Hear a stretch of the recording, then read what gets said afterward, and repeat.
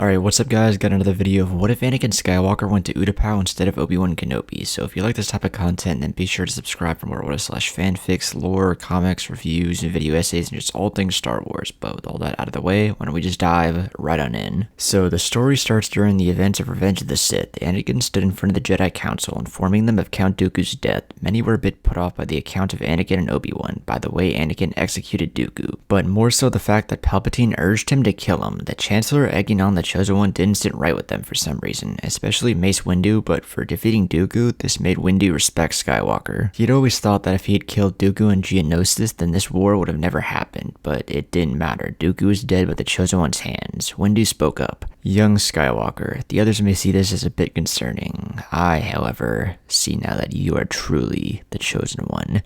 Hearing this from Windu shocked not just Anakin, but most of the council as well. Anakin didn't know what to think. He finished his report to the council and headed back to his and Padme's apartment. Things were beginning to look up for him, but that's when Anakin began having nightmares of Padme dying in childbirth. Every time he slept, it was the same thing, him not being able to save the woman he loves. This began to drive Anakin a bit mad, and he started desperately searching for a way to save his wife. Palpatine saw the nightmares were wearing Anakin down, and he smiled as his plan was coming to fruition. Palpatine manipulated him even more by telling Anakin about the tragedy of Darth Plagueis the Wise, but he also revealed that General Grievous was on Utapau. Everything was going according to plan for the Sith, or so he thought, until Anakin informed the council of Grievous's location. Skywalker wanted to go to Utapau, but he realized his needs lied elsewhere in trying to save Padme. Mace looked into Anakin's eyes and saw a determined man. Anakin told them that Palpatine wanted him on the council as his personal representative. This made Windu weary of Palpatine more than he already was. Something was just off about him. Windu then looked around the room, and in a unanimous agreement, Mace spoke to Anakin. "We grant you a seat on this council, and we grant you the rank of Master." Anakin wanted to be a master oh so bad, and he couldn't believe his ears when he heard this. Yoda spoke up. "To Utapau you will go, young Skywalker. The droid general you will destroy." All this threw Skywalker for a loop in the span of less than a minute. He got what he always wanted, and now he had access to the restricted section in the archives, and he could find a way to save Padme. Anakin bowed and prepared to head out to Utapau to finally put an end to Grievous. As he was walking towards his starship with R2, Anakin was stopped by Obi-Wan, who smiled. The master and apprentice nodded to each other, and Obi-Wan spoke. "May the Force be with you, Master Skywalker." Anakin nodded and jumped into his starship, launching into hyperspace with the remaining half of the 501st. Obi-Wan stayed on Coruscant with the other remaining council members. When Palpatine heard Anakin was the one sent to Utapau, he was furious. He hadn't expected the council to send him. His plans would have to change. Anakin and the 501st landed on Utapau and confronted the droid general. This was the second time Anakin met him, but it would also be the last. Skywalker ordered his men to lay cover fire and to take out the battle droids while he dealt with Grievous. "Ah, Skywalker, I will send you back to your master in separate pieces." Skywalker taunted him. "You can try, Grievous, but your time ends now." Even with his ruptured innards, Grievous ignited two sabers and launched towards Anakin. The Chosen One ignited his own saber and blocked as Grievous swung down on him hard. The droid general kicked Skywalker back, but Anakin managed to steady himself and backflip and land on his feet. He rushed in towards the droid general and began his relentless onslaught. Grievous was out on the defensive as Anakin attacked aggressively using Form 5. Grievous didn't expect Anakin to be this skilled, but it didn't matter. He pushed Skywalker back and used his droid limbs to crawl back. He used his form to rush towards Anakin and unleash a flurry of strikes which Anakin blocked. They clashed sabers and were evenly matched, but just like in the battle of Dooku, Anakin was only growing stronger. Grievous used his robotic body to try and overpower Anakin, but he was shocked when Skywalker was pushing him back. The Chosen One unleashed a massive force push that sent Grievous flying back. He crashed into a Separatist tank as he opened his eyes and he saw Anakin rush forward. Grievous tried blocking, but the apprentice of Obi-Wan sliced off one of his arms and grabbed the lightsaber from the droid general's severed arm and used it and his own saber to impale Grievous. The droid general coughed as Anakin ripped the sabers from his body. He dropped to the floor and watched as Anakin picked up a blaster and finished him off with blaster bolts to the head and chest. Grievous fell to the ground dead and Anakin dropped the blaster and exhaled. He went back to his half of the 501st, but as he did, he felt something off in the Force, and something wasn't right. A group of 501st clones surrounded him and Anakin felt the deaths of thousands of Jedi around the galaxy. They blasted him, but Skywalker blocked each one and jumped over the group of clones. clones. He force pushed 4 out of the way and hopped onto a Varactyl and began riding up a cliffside, but the clones shot tank rounds at him which crashed into the cliffside and he and the Varactyl fell into the water below. Anakin was drifting in and out of consciousness, but he felt the horror of what was happening. But while Anakin was facing Grievous and Utapau, the Jedi Council confronted Palpatine to have him give up his emergency powers. The Chancellor expected this, but he didn't think it would be this early. He had no choice. He looked at the 5 council members in front of him: Mace Windu, Kit Fisto, Anakin Kolar, Saesee Tiin, and Obi Wan Kenobi. Palpatine had the element of surprise and he caught the Jedi off guard as he ignited his saber and jumped forward with a Sith scream. The Jedi Masters hadn't expected this and quickly ignited their lightsabers, but Palpatine easily cut down Anakin Kolar and Saesee Tiin. Windu, Fisto, and Kenobi were the only ones left, but began the onslaught. Mace used Vapaa to counter Palpatine and to go in the offensive. Obi-Wan blocked using Form 3 and Kit Fisto used both offensive and defensive strikes, but Palpatine was able to keep up. He cut down Fisto, but he began to grow tired when Mace and Obi-Wan combined offense and defense to push the Sith Lord back. They perfectly countered each other and made up for their weaknesses, and Palpatine couldn't break through. He launched a blast of Force Lightning, which Mace blocked, but that's when the door opened and Kenobi saw a Temple Guard. He didn't know why he was there, but he beckoned for the Temple Guard to join them in defeating the Sith. The Temple Guard nodded and jumped forward, but just as Obi-Wan turned his back, Mace felt the darkness of this Temple Guard but couldn't react fast enough. The Temple Guard ignited his saber as Kenobi looked down to see a lightsaber through his chest. He turned around, but just as he did, the Temple Guard ripped the saber from his back and Obi-Wan fell to the ground. Windu yelled,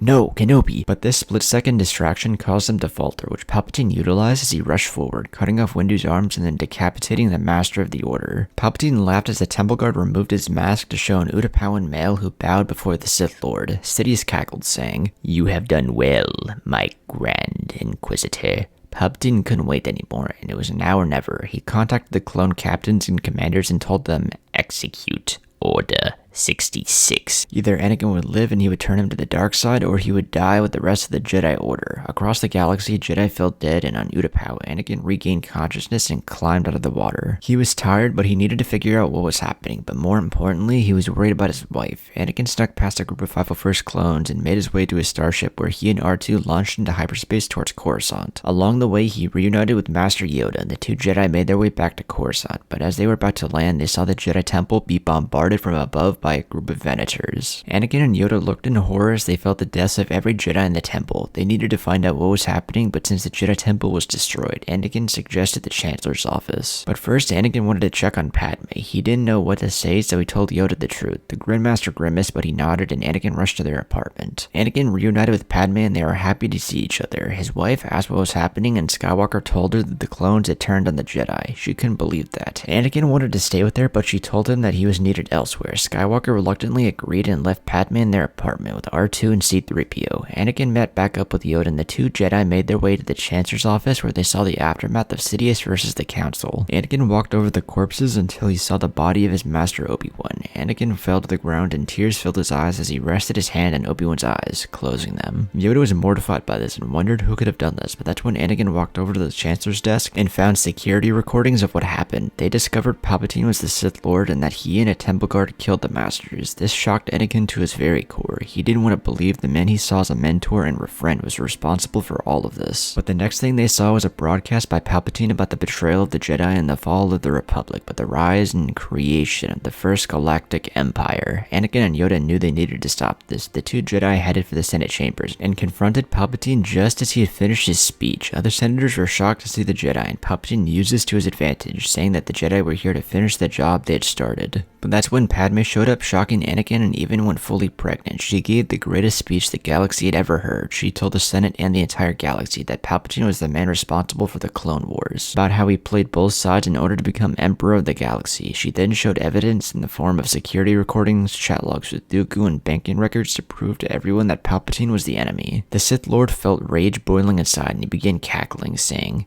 "So be it. Any who oppose me shall die." He picked up Padme with the Force and began choking her for the entire galaxy to witness. Yoda ignited his saber and jumped forward towards Palpatine. The Sith Lord and Grand Master began their duel. Palpatine dropped Padme and Anakin ran forward, catching his wife, checking to make sure she was okay. She was alive, but just unconscious. Bail Organa and Mon Mothma walked up beside him, and Skywalker asked them to look after Padme. He was about to jump into the fight with Palpatine when the Grand Inquisitor stepped in front of him. He ignited his double-bladed Temple Guard saber and told Anakin he would go no further. Skywalker spoke. "You betrayed your entire order, killed my master. Get out of my way, or die. The Utapauan male didn't move, and Anakin took that as his answer. Skywalker ignited his blue blade, rushing forward as the Grand Inquisitor launched a flurry of strikes which the Chosen One blocked with ease. But the former Temple Guard, just after a few strikes, quickly learned just how outmatched he truly was. Anakin rushed forward, cutting through the Grand Inquisitor's saber and then cutting him in half. The former Temple Guard fell to the ground in two, and Anakin rushed forward as Sidious unleashed a blast of Force lightning which Yoda blocked but sent him tumbling back into a Senate pod. Anakin looked at Palpatine, who just smiled. "It's not too late to join me, Skywalker. I have the power that can save your wife." This caused Anakin to stagger, but then he thought of all the people that died just because of the Sith, and this pushed Anakin towards his choice. He jumped forward off a pod, dueling Palpatine while yelling "never," and the duel began. Sidious scowled, telling the Chosen One,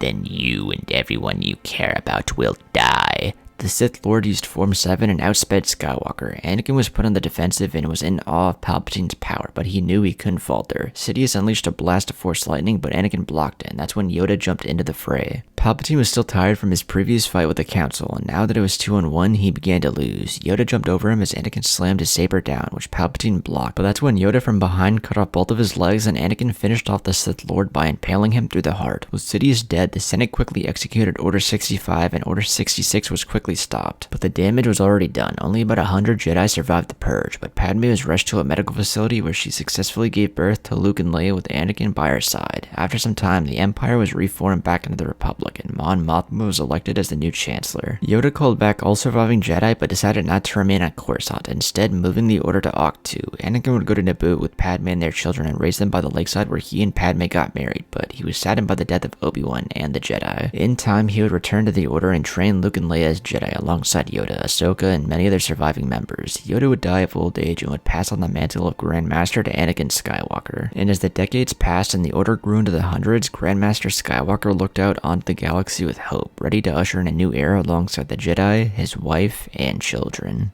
Alright, and that's the story. So I had fun writing this one. Definitely one that I've kind of seen a couple times, but I kind of wanted to put my own spin on it. Anakin going to Utapau instead of Obi-Wan, I always envision it to end in a light side ending because it just makes sense, kind of. Palpatine can't really get to Anakin, and he has to execute Order 66 on time as the Council confronts him with the whole emergency powers thing. But I definitely like the aspect of Anakin confronting and fighting Grievous. I don't think we've ever actually seen that. I could be wrong, but I don't think that ever actually happened. But I definitely did enjoy writing the Council scene more so than I have writing it other times, because adding in the Grand Inquisitor was just a cool twist. But I had fun writing it. But if you enjoyed the video, then be sure to leave a like, comment, and subscribe. If you want to see more from me, go check out my other channels, and if you want to see a short or a video done that you have an idea for, then you can donate to the Cash App, which will all be linked down below. But with all that out of the way, I will see you all in the next one.